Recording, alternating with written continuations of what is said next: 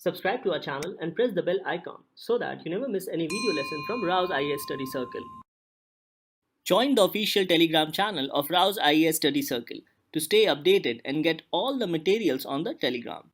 The link to the channel can be found in the description box. Hello and welcome to Daily News Simplified, an answer to what, why and how of newspaper reading from a UPSC Civil Services examination perspective. Now today let us take up the New Delhi edition of the Hindu newspaper dated 12th April 2022. These are the news which we will be taking up for today's discussion, and their timestamp has also been provided in the YouTube description. So on this note, let's start our today's discussion. The first news to be taken up appears as a lead article on page number 8. It highlights about imposition of Hindi as a link language or as an official communication language by the central government, and in this regard the author has highlighted certain concerns with respect to implementing Hindi or making Hindi as the official link language.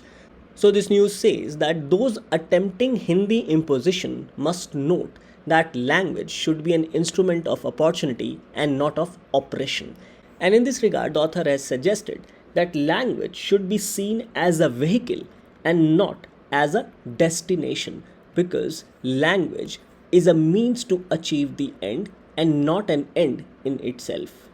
The author has also suggested that since 1937, the imposition of Hindi, or rather the use of Hindi, has been opposed by those non-Hindi speaking states, mainly the states in the southern India and also some of the states in the northeastern India. And if the central government imposes Hindi or makes Hindi as an official communication language of the central government, then the efficiency of the officials working in these different non-Hindi speaking states will also be impacted. So, making Hindi as a link language will face difficulty not only in terms of implementation but also in terms of efficiency with respect to work being done. Now this article highlights certain concerns with respect to making Hindi as the official communication language of the central government, and this was also reiterated and highlighted during the 37th meeting of Parliamentary Official Language Committee, which was chaired by the Union Home Minister Shri Amit Shah. So in this meeting, the Home Minister emphasized on three important points. He suggested for implementation of recommendation made from 1st to 11th volume of the Parliamentary Official Language Committee's report. And here, the Home Minister also directed the Secretary of Official Language to inform members about the implementation of volume-wise report. Next, the Home Minister also suggested to give elementary knowledge of Hindi to students up to 9th class and also to pay more attention to Hindi teaching examinations. And thirdly, the Union Home Minister suggested to republish the Hindi dictionary by revising it. So these were the three important suggestions provided by the chairman of the Parliamentary Official Language Committee, namely the Union Home Minister. Now another important points highlighted in this meeting was that Prime Minister has also decided that the medium of running the government is the official language, and due to which the importance of Hindi will definitely grow. So in this regard, you need to know from the constitutional perspective that what is the official language of India. Now, Part 17 of the Indian Constitution provides for official language, and Article 343 mentions about official language of the Union. So it says that official language of the Union shall be Hindi in Devanagari script, and the form of numerals to be used for official purposes of the Union shall be the international form of Indian numerals.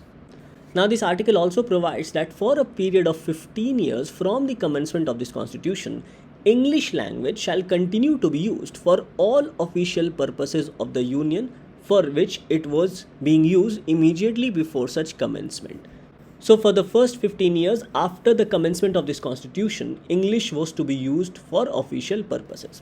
So Clause 3 says that Parliament may by law provide for the use after the said period of 15 years of the English language or the Devanagari form of numerals for such purposes as may be specified in law.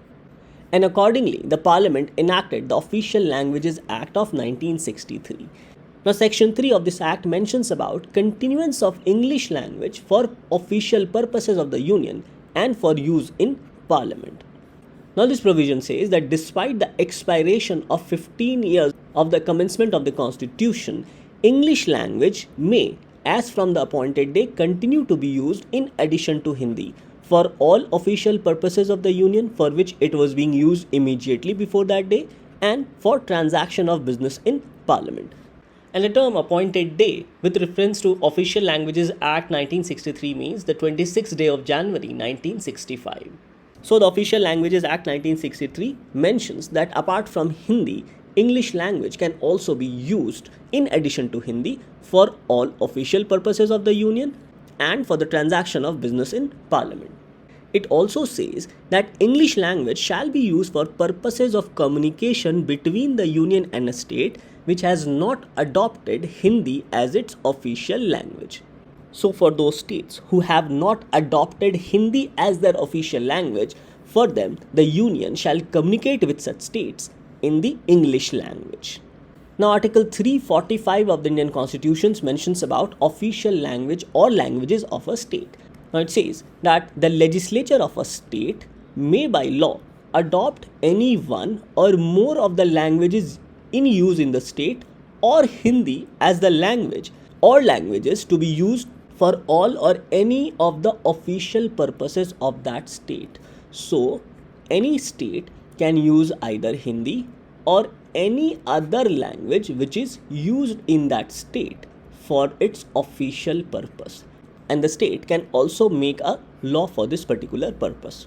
Now this provision also says that until the legislature of the state otherwise provides by law, that is designates any other language as the official language of the state, English language shall continue to be used for those official purposes within the state for which it was being used immediately before the commencement of this constitution. Nevertheless, Article 343 mentions about the fact that official language of the Union shall be Hindi in Devanagari script. So these are some of the important constitutional provisions with respect to official language.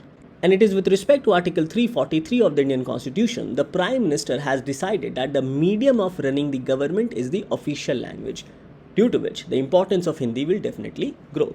Now in the meeting, it was also decided that Hindi should be accepted as an alternative to English and not to local languages. Now this might become problematic and has also been opposed by some of the northeastern states including Assam. Further, the official communication of the government highlights that time has come to make the official language an important part of the unity of the country. When persons from states which speak other languages communicate with each other, it should be in the language of India. Now here the language of India is to be Hindi, and the government wants to communicate in the Hindi language. Further, the government has stated that unless the government makes Hindi flexible by accepting words from other local languages, it will not be promoted. Another important aspect highlighted is that 9 tribal communities in the northeast have converted their dialect scripts into Devanagari, and all 8 northeast states have agreed to make Hindi compulsory in schools up to class 10th. Now, despite these official communication of the union government, some of the northeastern states, including Assam, are opposing making Hindi compulsory in schools up to class 10th. And it is based on these official communications of the union government, these issues have been highlighted in this particular article. So these issues are, first, making Hindi as a link language instead of English. And here the author has stated that it will make difficult for such non-Hindi speaking states and will also decrease the efficiency of working of the officials. The next issue highlighted is use of Hindi in official communication and government schemes. Now the author has suggested that most of the government schemes have been now made in Hindi, such as Jan Dhan Yojana, Pradhan Mantri Jeevan Jyoti Bima Yojana, Swachh Bharat Abhiyan, Pradhan Mantri Garib Kalyan Yojana, etc. So according to the author, these government schemes should be made in English. Now another issue highlighted is regarding making Hindi compulsory in CBSE, that is up to class 9th, and also making Hindi compulsory till class 10 in the northeastern states. However, states are yet to affirm such decision by the central government. Now another issue highlighted here is re-lettering the milestone on national highways in Hindi, as you can see in this particular picture, renaming well-known occasions or festivities only in Hindi or Sanskrit, such as Teachers' Day as Guru Purnima. So the author overall has suggested that language should be used as an instrument of opportunity and not oppression, as language is a means to an end and not an end in itself. So according to the author, considering the linguistic diversity of India, the government of India should not make Hindi as a link language and also should not impose Hindi as a form of official communications, especially with the non-Hindi speaking states. Now, according to the census of 2011, Hindi is being spoken by 52 crore 83 lakh 47,193 Indians, which forms 43.63% of the Indian population. So, with respect to using one language throughout the India as a language of communication, the benefits can be: it serves the idea of one nation, one language policy. It is used by majority of the population, as it is used by 43.63% of the Indian population. It serves as a link language for communication purposes, and use of Hindi overall also strengthens the unity of India, which has diverse language and culture. So these can be said to be some of the benefits with respect to using one language throughout the country as an official language. However, there are certain constraints as well. The first concern is that only use of Hindi does not represent India's linguistic diversity. Next, use of Hindi will make official communication difficult, especially for states not using Hindi as official language. The idea of a national language is not supported by the constitution. Hindi is not the mother tongue of majority of Indians.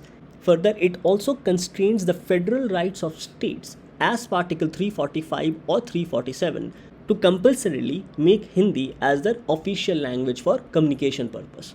Imposition of Hindi throughout India may lead to further protest in non-Hindi speaking states. So these can be said to be some of the concerns with respect to imposition of Hindi as a communication language for the entire country.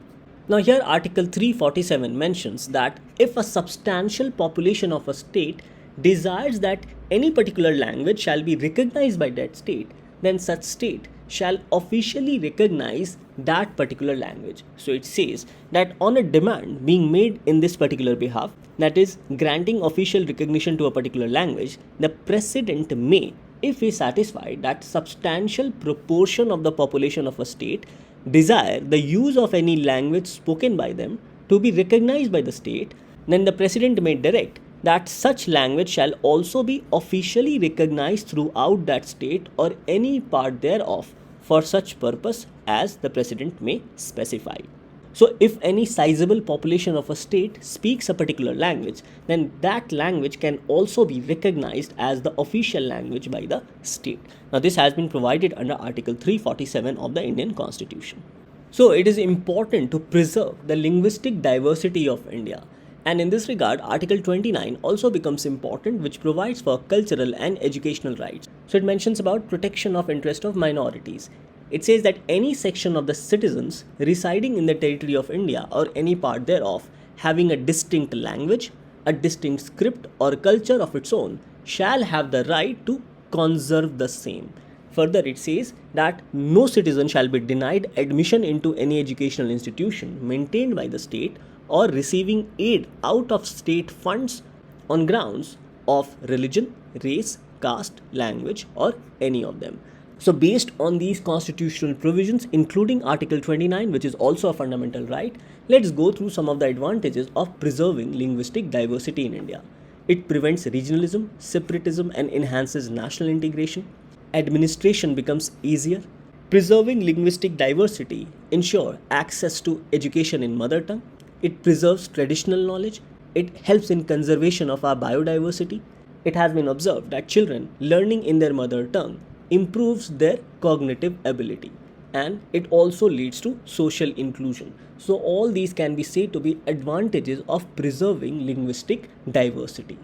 Now based on our discussion, let's go through these two questions which was asked by UPSC in 2015 and 2016 in GS paper 1. So the question was, describe any 4 cultural elements of diversity in India and rate their relative significance in building a national identity. The next question was, has the formation of linguistic states strengthened the cause of Indian unity? Now we know that language has played a major role in creation of new states. So we understand that language has the ability to unite India and also has the ability to create division based on regionalism. So it is in this regard the author has suggested that language should be used as an instrument of opportunity and not as that of an oppression. Thus, this article on language becomes important mainly from the perspective of GS Paper 1 under salient features of Indian society and diversity of India, but also under GS Paper 2 regarding the important features of Indian Constitution, functions and responsibilities of union and states, and also issues relating to education and human resources. So questions in prelims and mains can be asked from this particular article. The next article to be taken up appears on page number 9. Now it says State of Adolescent Learning. ASER, which is Annual Status of Education Reports, highlights the dismal picture of online education, especially post-COVID pandemic. Now this article suggests that despite successive drive of ASER with respect to increased enrollment of children in schools, certain concerns still persist. However, this article says that despite COVID, of late there has been an increase in the enrollment of children in schools even during COVID times. And it says that despite COVID, there has been an increase in unenrolled students. Now this means that schools have been able to retain children. So this unenrollment has been seen marginal for the age group of 11 to 15 years, whereas unenrollment in the age group of 15 to 16 years for children has actually fallen. And this is same for both boys and girls. So basically boys and girls have not dropped out from school and they are continuing their learning.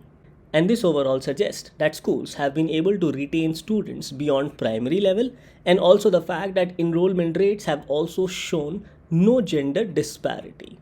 Despite this good news, there are still certain concerns which has been highlighted in this article. So this topic mainly becomes important from the perspective of GS Paper 2 regarding issues pertaining to the field of education.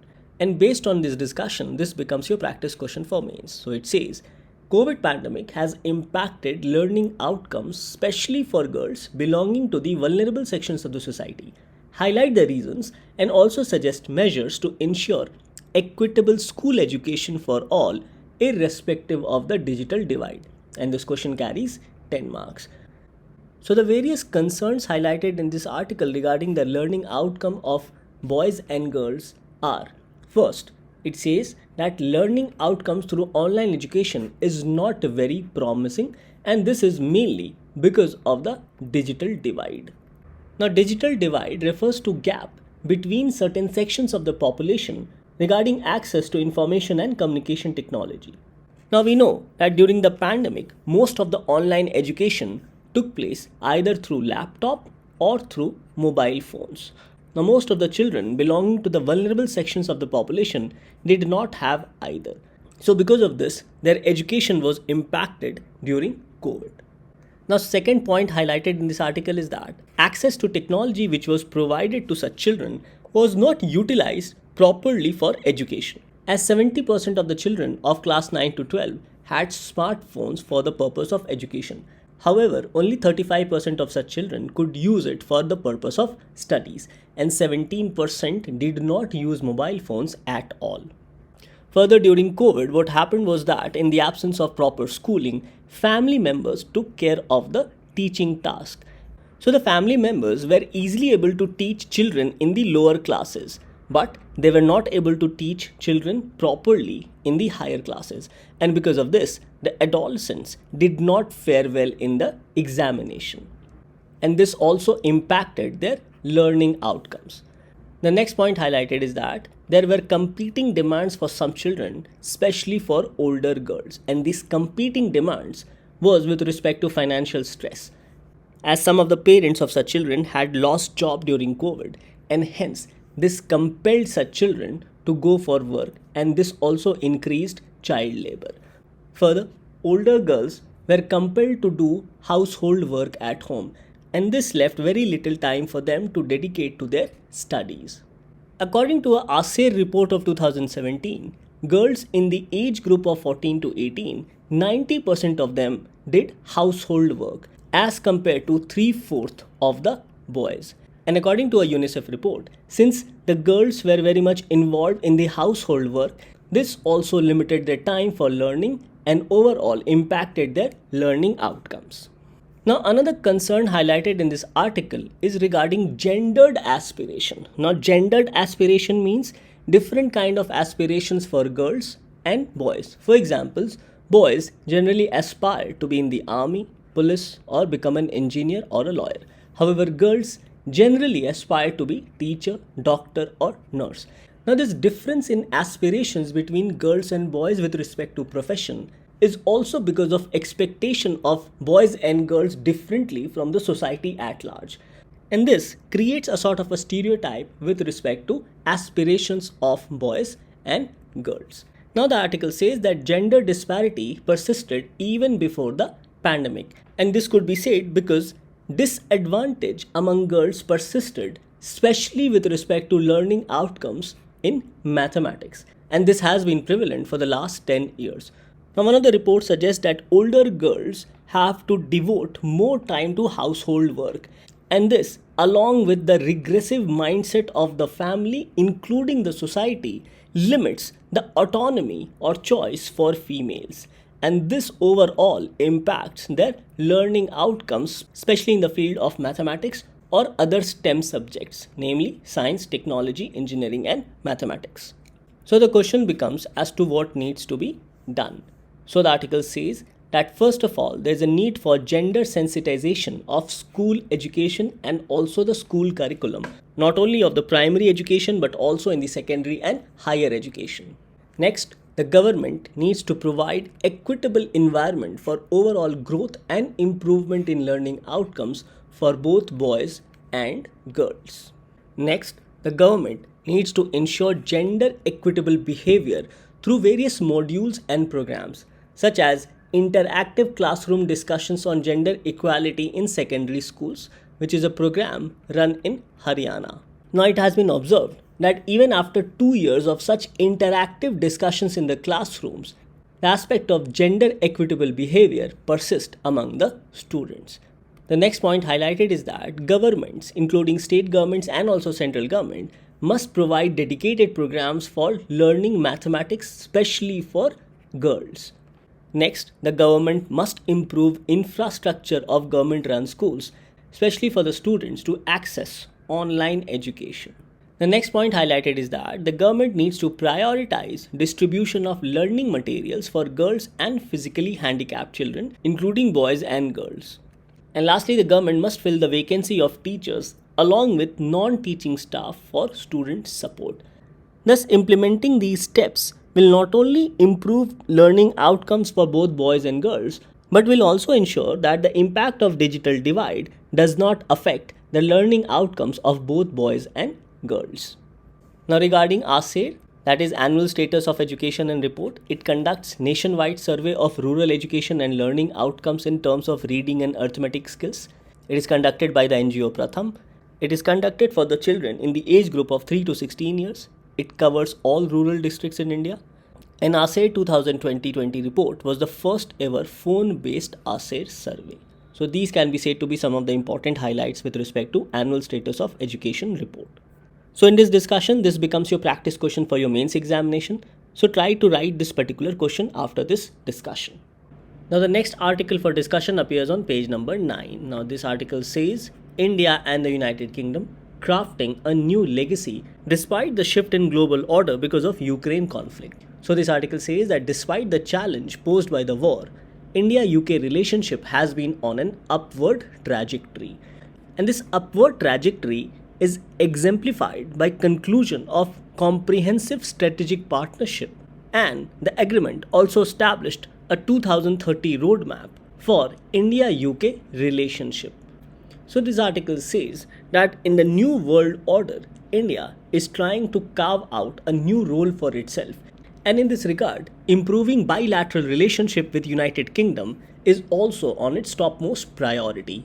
Now, even the foreign policy of United Kingdom has seen a shift towards the Indo-Pacific. And this can also be understood as UK is also part of AUKUS. Now, in this backdrop of improving bilateral relationship between India and UK, recently the second meeting of FTA, that is Free Trade Agreement between India and UK, has been concluded, and the last leg of this free trade agreement will take place somewhere in April 2022. So one of the main features of 2030 roadmap to intensify India-UK relationships are the aspect of enhanced trade.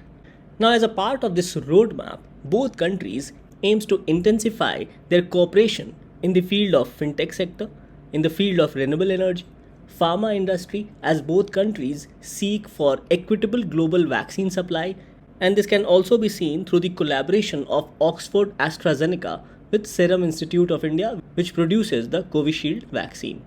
Further, both countries aims to enhance their engagement in the defense and maritime sector.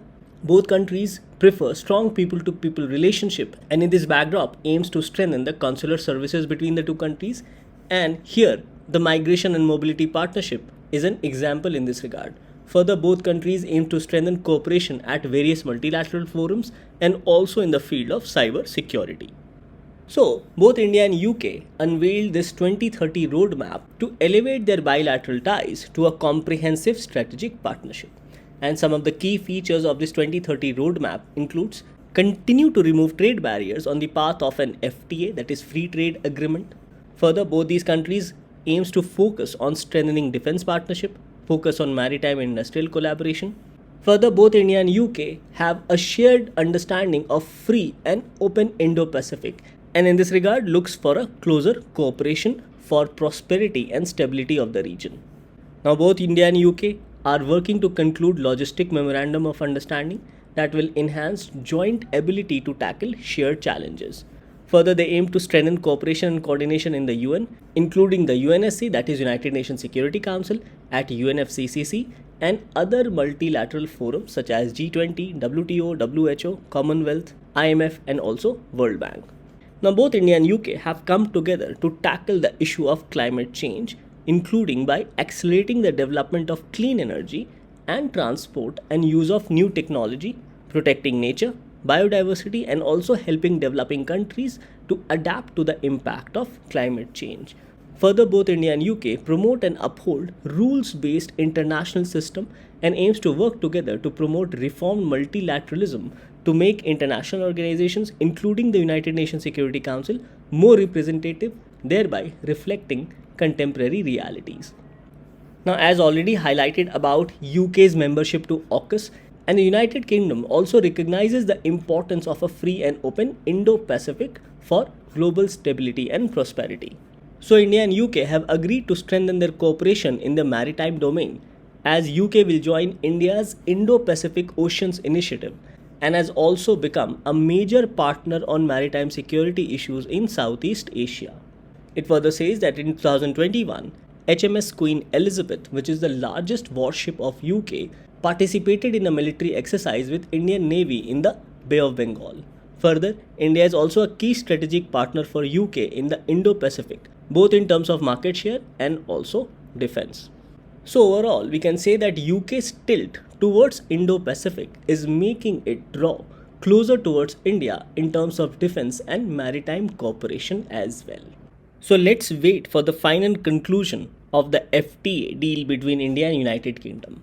So with respect to this FTA, India has sought easy market access for Indian fisheries, pharma sector, agricultural products, and India has also sought duty concessions, that is tax concessions for labor-intensive exports. Whereas for Britain, a successful conclusion of FTA with India will provide Britain a boost to its global Britain's ambition, as UK aims to expand its market beyond Europe post-Brexit. So the free trade agreement will bring benefits to both India and Britain. So in this regard, let's wait for the conclusion of third round of FTA between India and UK. So upward trajectory of India-UK ties gets covered under international relations under GS paper 2, especially with respect to bilateral agreements affecting India's interest. The next news to be taken up appears on page number 6. It says microplastics in Cauvery River may be harming the fish, according to the study conducted by IISc.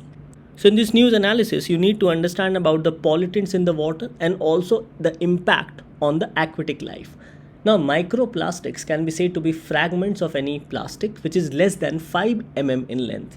And this is as per the US National Oceanic and Atmospheric Administration and according to European Chemicals Agency. Now, these microplastics are very harmful to the ocean and aquatic life. So, as per this research, microplastics and toxic chemicals have been found in fish, And according to the research, this has resulted in the deformity in the skeletons and also has impacted the growth of fish. So the researchers collected samples of water from the Krishna Sagar Dam in Karnataka. Now these samples of water were collected from fast flowing river, slow flowing river, and an area where the river water was stagnant. Now three different type of water samples were collected because water speed affects or impacts the concentration of pollutants. Obviously, the stagnant water and slow flowing water will have more pollutants, and it was observed that from the pollutants which was collected from slow flowing water and stagnant water, the dissolved oxygen was very less. Now, decreasing dissolved oxygen in water is a marker of high pollutants in the water. So the research highlighted that the water samples which were collected from slow flowing water and stagnant water had microbes such as Cyclops, Daphnia, Spirogera, Spirochaeta and E. coli. Then these are well known bioindicators of water contamination. Now regarding microplastics, these are found basically in household and industrial products, whereas chemicals containing cyclohexyl group are found in the products of agriculture and pharmaceutical industry. Now these researchers conducted experiments from the samples collected through the slow flowing water of Cauvery and stagnant water of Cauvery. And this sample of water collected was used to experiment on the embryos of zebrafish. And during the experiment, it was found that this pollutant in the water caused DNS damage to the embryo, it caused early cell death, it also resulted in heart damage of the fish and also increased mortality. Now, even an unstable molecule was found, namely the reactive oxygen species or ROS. Now, this ROS is formed from oxygen, and the examples of ROS can be superoxide, hydroxyl radical, singlet oxygen, and alpha oxygen.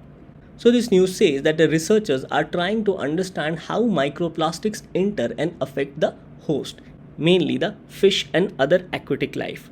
Now this topic also becomes important because recently it was discovered that microplastics was also found in the bloodstream of humans. So in this regard, we need to understand about microplastics. Now let's go through these two questions asked by UPSC, first in 2017. This question was, biological oxygen demand is a standard criteria for. Options were A. Measuring oxygen levels in blood, B. Computing oxygen levels in forest ecosystems, C. Pollution assay in aquatic ecosystems, and D. Assessing oxygen levels in high altitude regions. Now BOT is mainly an indicator of pollutant or pollution in the aquatic ecosystem.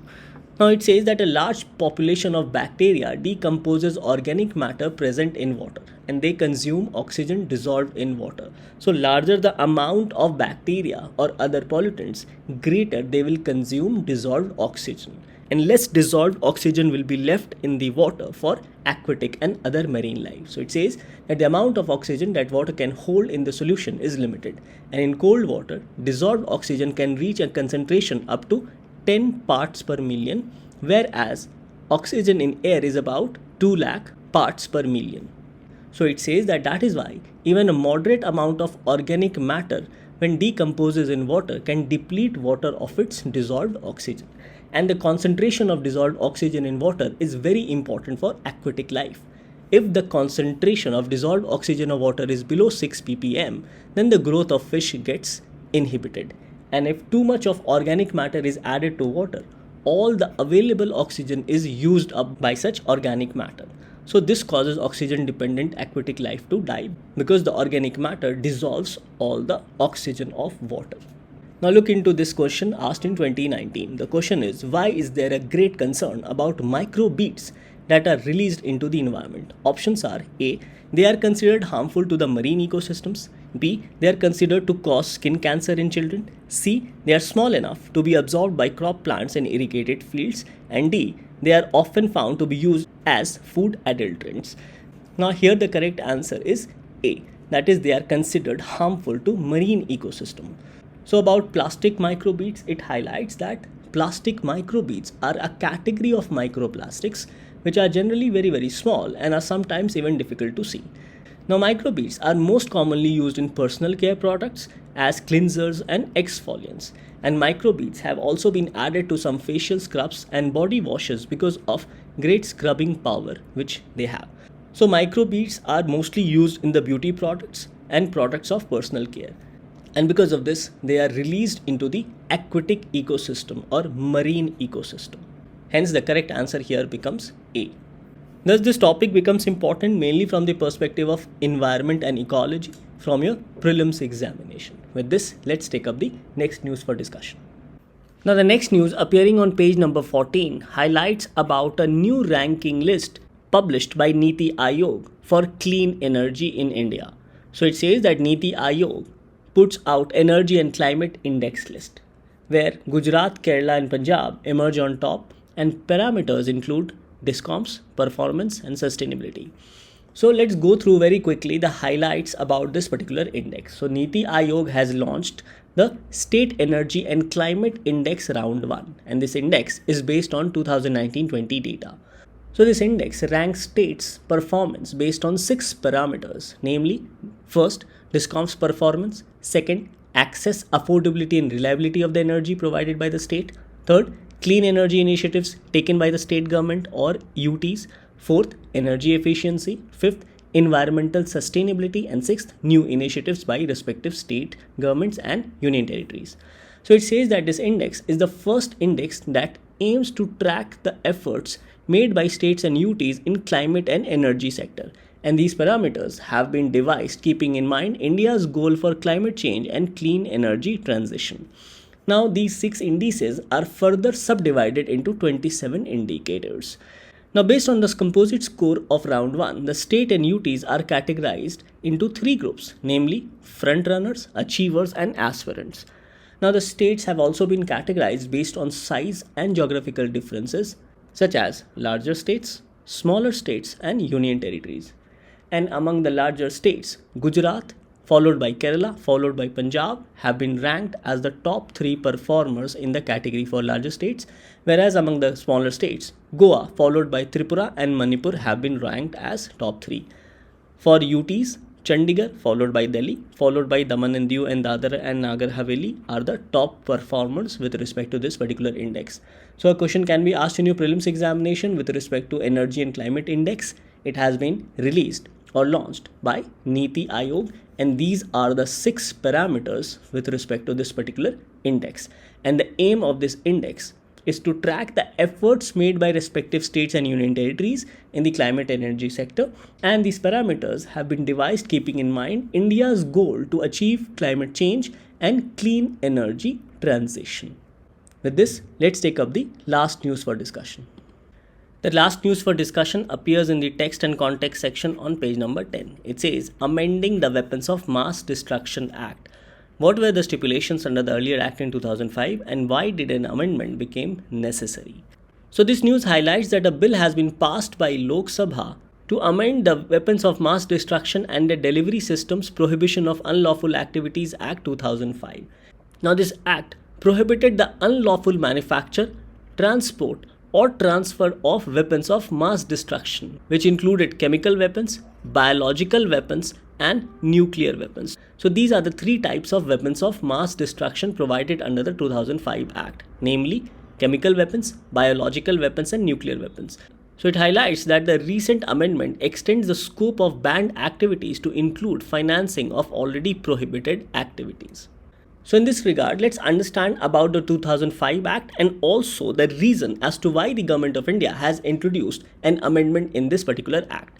So this 2005 Act was enacted to prohibit unlawful activities in relation to weapons of mass destruction and their delivery system. So it says that the Act was passed to meet an international obligation enforced by United Nations Security Council Resolution 1540 of 2004. Please remember this resolution with respect to WMD Act of 2005. Now this resolution was adopted in April 2004 by UNSC to address growing threat of non-state actors gaining access to weapons of mass destruction, material, equipment or technology to undertake acts of terrorism. So to address this challenge to international peace and security, the UNSC Resolution 1540 established binding obligations on all UN members under Chapter 7 of the UN Charter. Now, Chapter 7 of UN Charter deals with action with respect to threats to peace, breaches of the peace, and acts of aggression. And accordingly, the UN member states were mandated to take and enforce effective measures against proliferation of WMD, their means of delivery, and related materials to non-state actors. And since India is also a member state of United Nations, hence Government of India enacted the Weapons of Mass Destruction and Delivery System Prohibition of Unlawful Activities Act of 2005.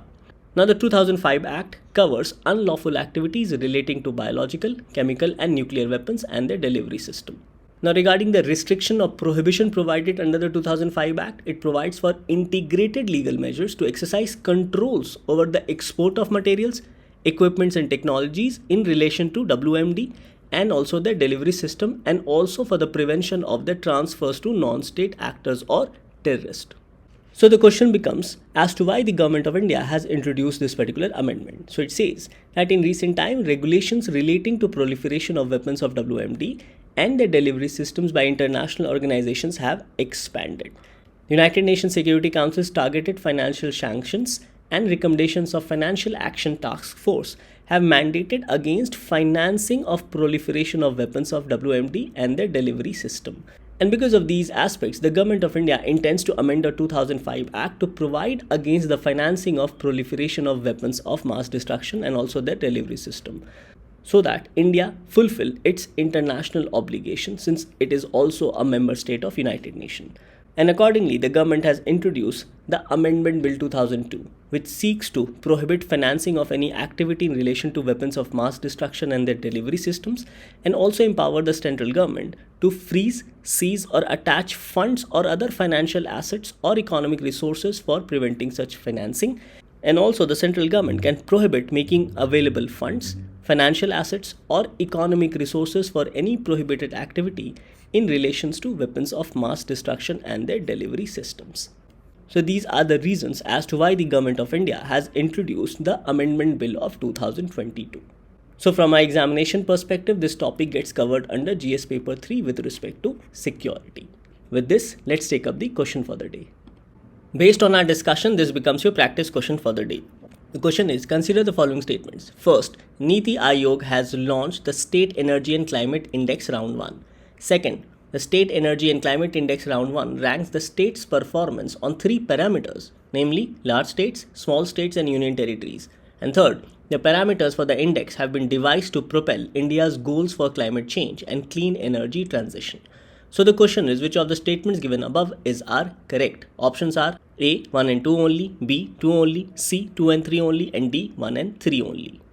Now coming to the answer of yesterday, the question was, ILO Convention 189 deals with which amongst the following?